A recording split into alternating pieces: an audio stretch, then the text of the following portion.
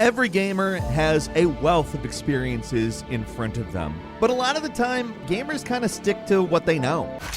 That in mind, hi folks, it's Falcon, and today on gameranx, let's talk about 10 things every gamer should do at least once. Starting off with number 10, try out a different genre. And this one is super easy to start with. There's a ton of games out there. I don't think anyone's gonna argue at that point. Like, even if you just wanted to play a specific genre like FPSs or RPGs, you could never stray from that genre and still get a lot of new experiences. With that said, it doesn't hurt to broaden your horizons once in a while, and with the way genres are kind of blending together these days, it's not hard to be an FPS fan and want some RPG elements to your games, but maybe think about going a step further and try out a top-down Western RPG or even a weirdo JRPG. If you're mostly into platformers, try a third-person action game. Or if you like puzzle games, try out a narrative-focused, like, I guess, adventure game, or even an action game, more like Uncharted. Now, yeah, it might be harder for some people to do, but if you're primarily a single-player gamer,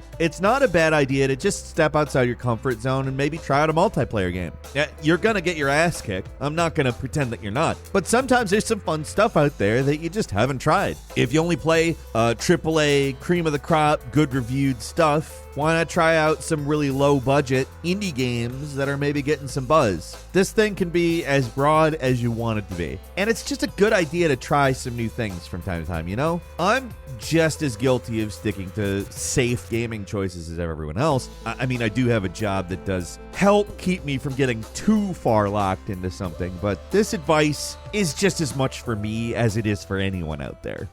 At number 9, attempt a challenge run. One really fun way to add some replay value to a game you've already finished is to try out a challenge run. Now, this can be as simple as getting 100% completion to something nearly impossible, like beating a game without jumping or playing an action game with a DDR pad, something self-imposed that makes the game more difficult in some way. One of the more famous challenge runs is the pacifist run, where you go through an entire game without killing anybody. A lot of games these days actually encourage this playstyle and give you options to non-lethally deal with enemies, but being a true pacifist in games usually is the more difficult option. Like, go back to Dishonored, one of my favorites. The pacifist run is how you get the good ending, but it's so much harder. They bait you and incentivize you to use deadly powers all the time. Now, the real challenge, though, is attempting pacifist runs for games that are obviously not built for it, like the Grand Theft Auto series. Another well-known one is Pokemon's Nuzlocke Challenge, which has just a ton of rules that make the games way more difficult. Primarily boils down to two things. If a Pokemon dies, it's gone forever, you have to get rid of it, and you can only catch the first Pokemon you encounter in each area. Pokemon games,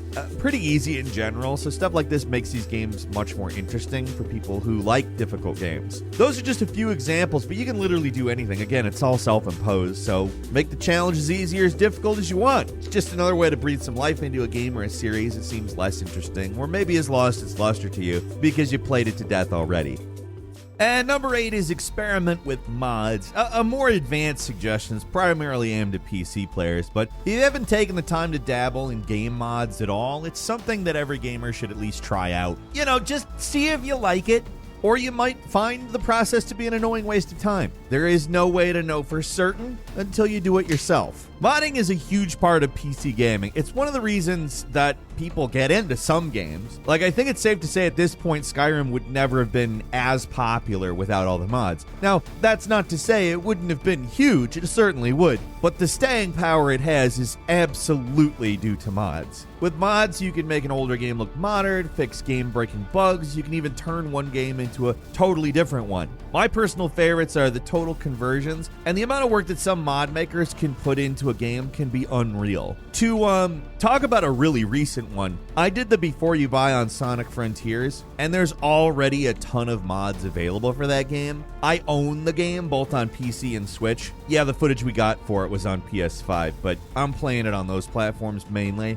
on my personal time, and I've basically completely moved over to playing it on the PC because there's a mod that changes the physics in the game, which drastically alters the handling of Sonic to be significantly better, and it makes Sonic Frontiers just way better. I mean, like I said in the review, it's already quite a good game, but this was what it needed. And that wouldn't have happened if I didn't mod the game. I don't know, maybe Sega will decide, like, let's do some of these things into the official calculations here in a patch or something. We don't know. But we do know that we can play it like this now thanks to mods. And, I will complain about how difficult modding can be sometimes, but these days it can be a lot easier to do than it used to be. There used to be no such thing as a mod loader, and now there is. That can make loading up mods an absolute cinch. In many games, applying a mod is as simple as dragging and dropping a file into a game directory. The only way to really know, though, is do it. Install a mod, see if it's for you, and, if it is, enjoy that rabbit hole.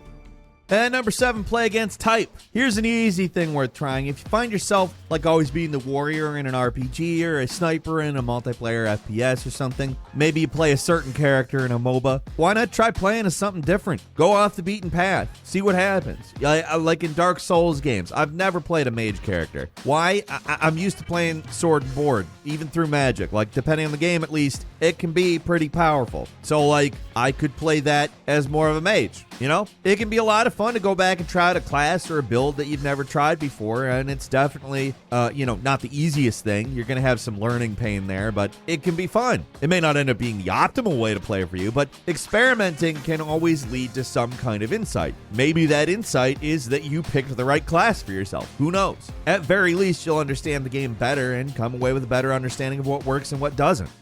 And number 6, getting a platinum trophy in a game that's actually difficult to do it in.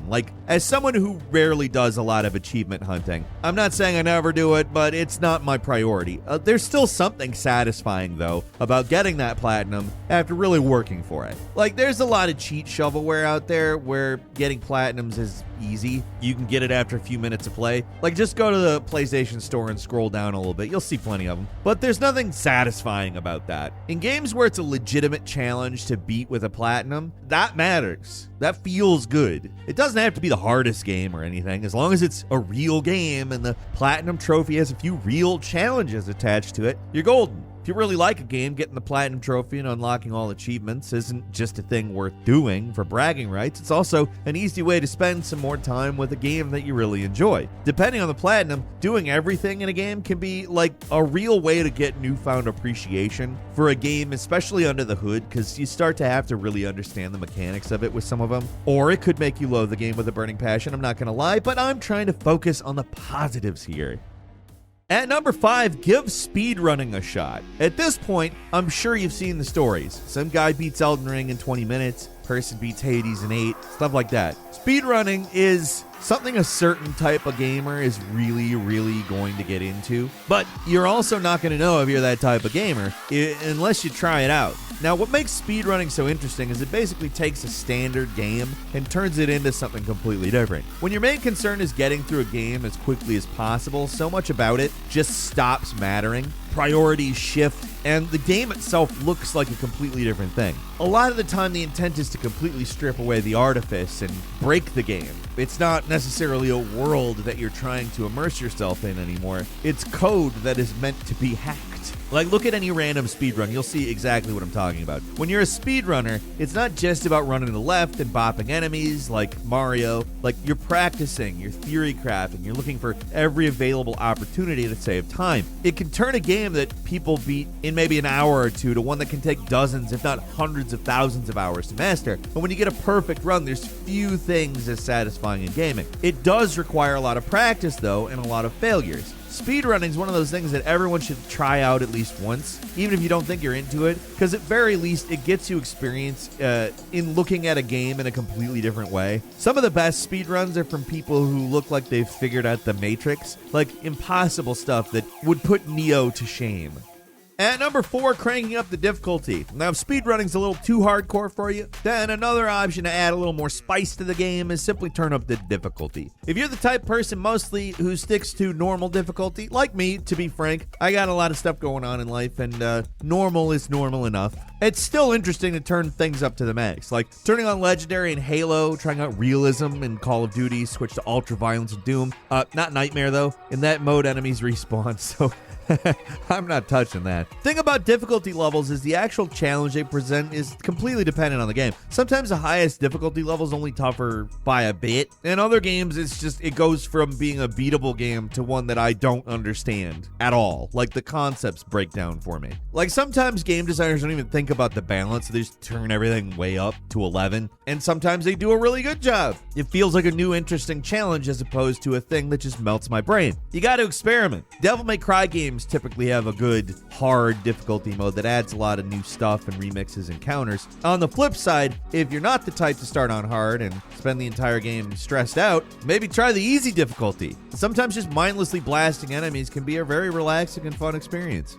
And number 3, try out VR. Now, if you're like me, you played the Virtual Boy back in the day, you got a massive headache, and you were like, don't like this.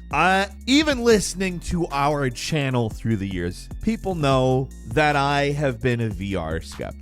Now, the thing about VR is you can't just see it. You really have to put on the headset and get the full experience. The problem here is that if you want to own a headset, you got to pay, and it's not cheap. Even the lower cost ones are going to cost a couple $100, and that's a big investment for something you want to try. So the best way to try out VR is to either find a friend, get a used headset, or go to a store with a display, which depending on your location is easier said than done. I'm not saying it's easy to try out VR. I will say there are VR arcades in some malls now. That might be a good way to try it out. But as somebody who has been a skeptic of it through the years, I've come around to it. I mean, I don't spend all my time playing virtual reality stuff, but I certainly see the value in it, and some of the experiences are just top-notch. But the only way to know is to try, and headsets are going to get better, the technology is going to improve, and the barrier for entry is going to get smaller. But it's worth trying. You might really like it.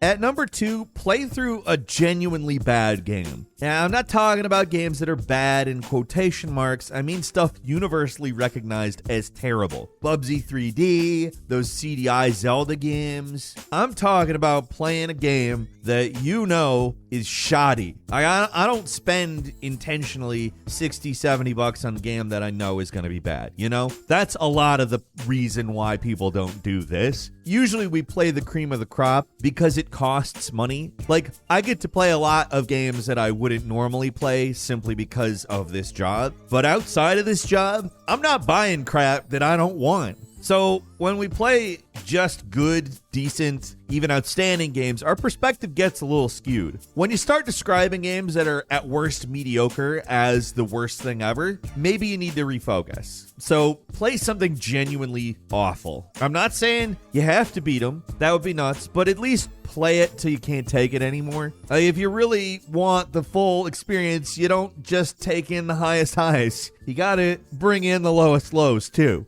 And finally, at number 1, go to a fully stocked arcade. So, yeah, there's not a ton of these anymore or anything, but I'm putting this at number 1 out of everything else on this list because this entry is going to cost something. That is unavoidable. If you're a serious gamer that's never been to a real arcade, it's absolutely something worth doing once. Back in my day, oh God, I'm saying crap like that. Well, I guess I'm old. Back in my day, we had an arcade in the mall. You put quarters in the machine and you played Super Mario Brothers in the arcade. I can still remember differences between the arcade version and the NES version too, might I add. But we don't have that anymore, so to speak. So, I mean, there's places like Galloping Ghosts in Chicago or Fun Spot in New Hampshire. They're kind of like the mecca of gaming, which is probably very disrespectful to certain people, and my apologies, but it's also the appropriate analogy. They're holy places that every hardcore gamer should try to visit at least once. Obviously, getting to these places may not be easy depending on your location, and those aren't the only great arcades in the United States. There are actually a pretty fair amount of them dotted around if you have time to look, and a lot of them have more than enough games to keep you entertained. If you can only go to one arcade though,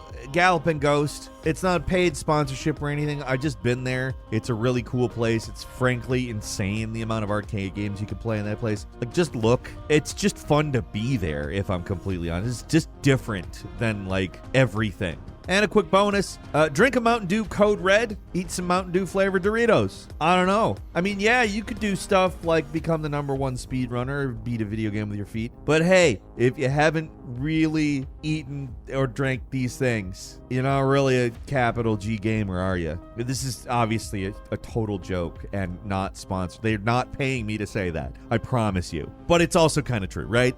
And that's all for today. Leave us a comment. Let us know what you think. If you like this video, click like. If you're not subscribed, now's a great time to do so. We upload brand new videos every day of the week. Best way to see them first is, of course, a subscription, so click subscribe. Don't forget to enable all notifications, and as always, we thank you very much for watching this video. I'm Falcon. You can follow me on Twitter @FalconTheHero, and we'll see you next time right here on GameRanx.